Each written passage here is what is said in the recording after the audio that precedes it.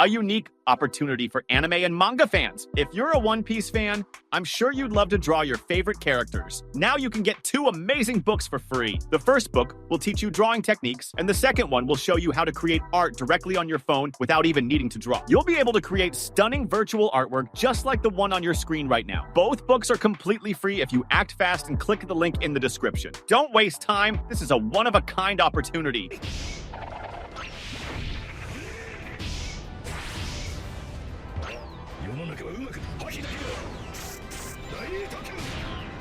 Hey there, pirates! Welcome aboard the Anime No Mi channel. Today we will talk about the future territories of Luffy and the Straw Hat Pirates, and also, primarily, the territories of their rivals, the other Yonkous, such as Shanks and Blackbeard. I hope for your support to help our crew win, and to do so, you just need to click the thumbs up button, leave a like, and subscribe to the channel. By doing this, you will win an incredible devil fruit, so just comment which fruit you want. Guys, discussing the territories of the Yonkou in One Piece is something that requires a deep dive into the history and dynamics of the world created by Eiichiro Oda. Each of these sea emperors, both the old and the new ones, has an immense impact on the narrative and geography of the world. I believe their territories are not only a reflection of their power, but also of their personalities, ambitions, and the influence they exert over the seas. Starting with the old Yonkou, we have Shanks, Kaido, Big Mom, and Whitebeard. In chapter 432, the concept of the 4 emperors is mentioned for the first time, laying the foundation for understanding the power balance in the new world. I think the division of territories between them is not just a matter of military control, but also of economic and cultural influence. Each of these Yonkou governs their territories like small independent kingdoms, with their own laws, cultures, and alliances. Whitebeard, for example, is known for protecting the islands under his flag, as shown in chapter 157 during the events of Jaya. His presence is synonymous with safety for those living in his areas of influence, such as the Fishman Island mentioned in chapter 621. I believe Whitebeard didn't see his territories just as a means of power, but as a responsibility. He seemed to believe that protecting the weak was part of his duty as the world's strongest man. Big Mom, as we see in Whole Cake Island, ruled Land, an archipelago formed by dozens of islands. In chapter 827, we discover that she not only controlled these islands, but also imposed her vision of a world where all races could coexist. However, this came at a high price, as she demanded absolute loyalty and regular tributes. I think Big Mom viewed her territories as an extension of herself, reflecting her obsession with creating a perfect family and a world that catered to her desires. Kaido, on the other hand, ruled Wano, as revealed in chapter 929.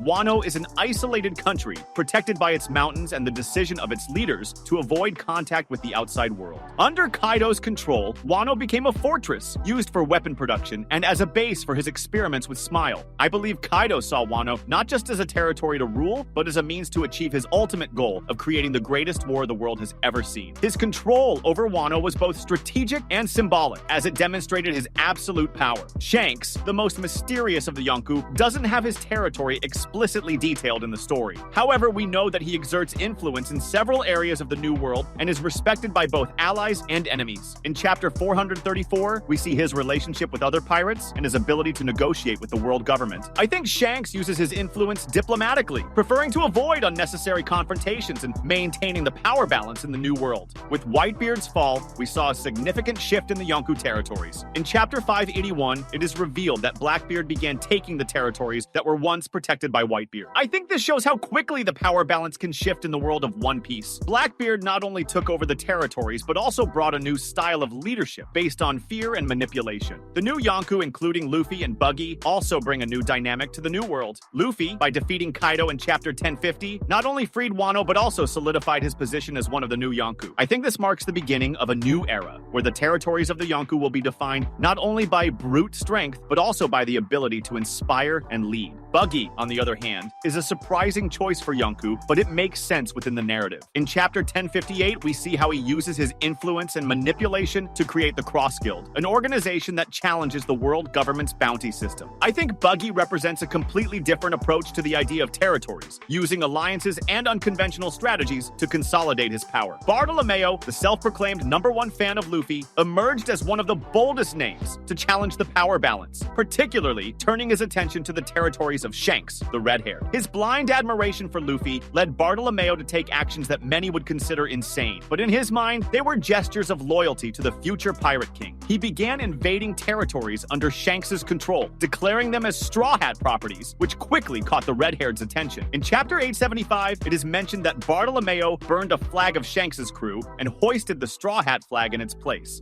This act was not just a direct challenge to Shanks's authority, but also a sign of how Bartolomeo did not fully understand the political implications of his actions. I believe that while Bartolomeo is courageous and loyal, he underestimated the weight of messing with one of the most respected Yonkou. Shanks is not just a powerful pirate, but also a mediator who maintains order in the New World. When Bartolomeo began taking territories from the red-haired, he inadvertently put not only himself, but also the reputation of the Straw Hats at risk. Maybe Bartolomeo was able to take some smaller territories on the periphery of Shanks's influence, but he never had the power or resources to effectively maintain control of those locations. It's possible that he relied on his animenomi fruit to defend himself from initial attacks, but Shanks's subordinates are experienced fighters who surely found ways to deal with this ability. In Chapter 892, we see that Shanks values loyalty and respect among pirates, but is also firm in defending his honor and his allies. I think that when Shanks decided to act against Bartolomeo, he did so not only to protect his territories, but also to send a message to the world that his authority would not be easily challenged. Now, considering the future and possible territories of the Straw Hat Pirates, Elbaf emerges as one of the most promising locations. From the beginning, Elbaf has been portrayed as the land of the most powerful warriors, with a rich culture and a history deeply connected to the world of One Piece. In Chapter 866, we learn about the connection between the giants of Elbaf and Big Mom's story, as well as the reverence these warriors have for their honor and tradition. I believe that once Luffy and his crew form an alliance with the giants of Elbaf, this territory could naturally become an extension of the Straw Hat Pirates' domain. Elbaf also holds strategic significance. Its location in the New World, combined with the strength of its inhabitants, makes it a natural fortress. I think that if the Straw Hat Pirates manage to establish a solid alliance with the giants, it will not only strengthen their position in the New World, but also send a clear message to the other Yonkou and the world government that Luffy is consolidating himself as a global power. Additionally, Usopp's connection to the giants, especially after the events in Dressrosa, may play a crucial role in this process. Perhaps Usopp will become a bridge between the Straw Hats and Elbaf, earning the giants' trust and helping establish this alliance. Another territory that could fall under the Straw Hat sphere of influence is Fishman Island. From the start, Fishman Island has been a place of great importance for Luffy and his crew. In Chapter 648, Luffy declares that he will make Fishman Island his territory, protecting it from external threats. I believe that as Luffy approaches his goal of becoming the Pirate King, he will fulfill this promise. Fishman Island, with its strategic location under the Red Line, would be a vital point for navigation and trade in the world of One Piece. Besides Elbaf and Fishman Island, other territories may be added to the Straw Hats' domain as they progress on their journey. I think places like Wano, which has already proven to be a place of resistance and strength, could also align with the Straw Hats. After Kaido's defeat, Wano was freed, but it still faces challenges in rebuilding its society. Perhaps Momonosuke and the other leaders of Wano see Luffy as a reliable ally and decide to form an alliance with him, consolidating Wano as part of his sphere of influence. Another interesting point is how the territories of the Straw Hat Pirates would reflect Luffy's values and personality. Unlike other Yonkou, who rule based on fear and strength, I believe Luffy's territories would be more grounded in mutual trust and respect. He wouldn't be a leader who imposes his authority, but someone who inspires loyalty through his actions and character. This unique approach could attract allies from all parts of the world, expanding his influence even further. However, this territorial expansion would also bring challenges. I think Luffy and his crew would have to deal with the repercussions of taking these territories, especially regarding the world government and the other Yonkou. Possessing strategic locations like Elbaf and Fishman Island would put the Straw Hats on a direct collision course with powerful forces, including the Marines and the Five Elders. Perhaps Im-sama sees Luffy as an even greater threat, leading to more intense confrontations as the story moves toward its climax. That was today's content. We hope you liked it and want to share your opinion on the subject. Don't forget to share the video, give it a thumbs up, and I'll see you in the next video. Take care and stay amazing.